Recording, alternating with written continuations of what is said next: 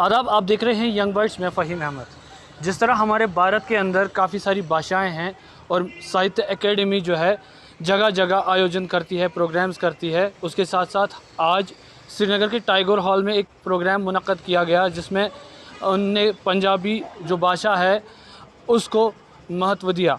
हमारे साथ साहित्य एकेडमी के एडिटर इन चीफ है, इनसे बात करने की कोशिश करेंगे। सर, आपका वेलकम।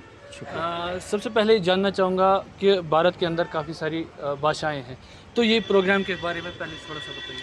हाँ, देखिए, हम बहुत खुशनसीब हैं कि भारत में पैदा हुए हैं। जो जितनी लैंग्वेजेस यहाँ पे हैं, और अगर आप खाली अपने उत्तर भारत को ले लें, पूर्वोत्तर भारत हमारा, पूर्वोत्तर भारत तो भाषाओं का ख़जाना है। तो भाषा के मामले में भारत का पूरी दुनिया में कोई ऐसी और कोई मिसाल नहीं है, इसका कोई सानी नहीं है। हाँ, जैसा आपने बताया कि हम यहाँ अभी पंजाबी का कार्यक्रम कर रहे हैं। मियाँ मोहम्मद बख्श जो बहुत बड़े सूफ़ी शायर हुए हैं, सूफ़ी संत हुए हैं, उनके ऊपर हमने ये कार्यक्रम किया है कि उनकी ज़िंदगी और उन्होंने जो कुछ भी लिखा है उन पर एक बातचीत हो सके और नई पीढ़ी को उनके बारे में जानकारी मिल सके और उन पर नए सिरे से रिसर्च हो। और सूफ़ी शायर आप जानते ही हैं कि वो मोहब्बत का पैगाम देता है।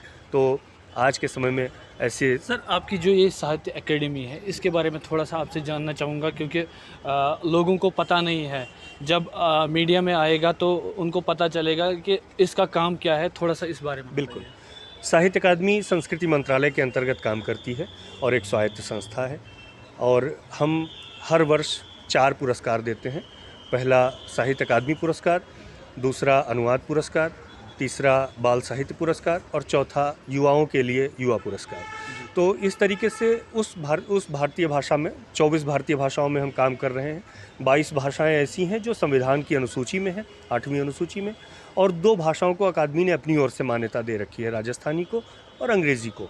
तो हम इन 24 भारतीय भाषाओं में प्रकाशित सर्वश्रेष्ठ साहित्य को पुरस्कृत करते हैं और उसको बाकी भाषाओं में अनुवाद के माध्यम से पहुंचाते हैं, जिससे एक क्षेत्र का एक भाषाभाषी व्यक्ति दूसरी भाषा में क्या लिखा जा रहा है, उसका सर्वश्रेष्ठ साहित्य क्या है, इसके बारे में जानकारी प्राप्त कर सके और ये समझ सके कि हमारा भारतीय साहित्य कितना विशाल और कितना विविध है।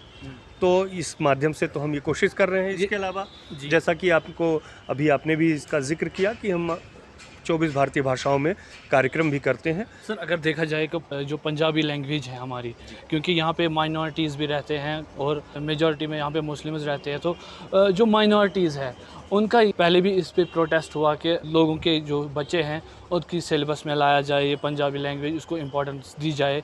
कहीं ना कहीं अपनी जो है महत्व खो रही है, तो क्या कुछ कहेंगे?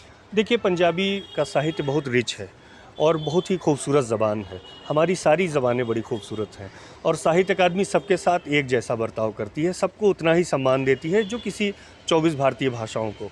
तो हमारे लिए ये बहुत महत्वपूर्ण भाषा है और हम तो कोशिश करते हैं कि जो भी हमारी जितनी भारतीय भाषाएं हैं उन सब में जो लिखा जा रहा है उसको लोगों तक ज़्यादा से ज़्यादा लोग पढ़ें, उनको हम अच्छे तरीके से पहुंचा सकें।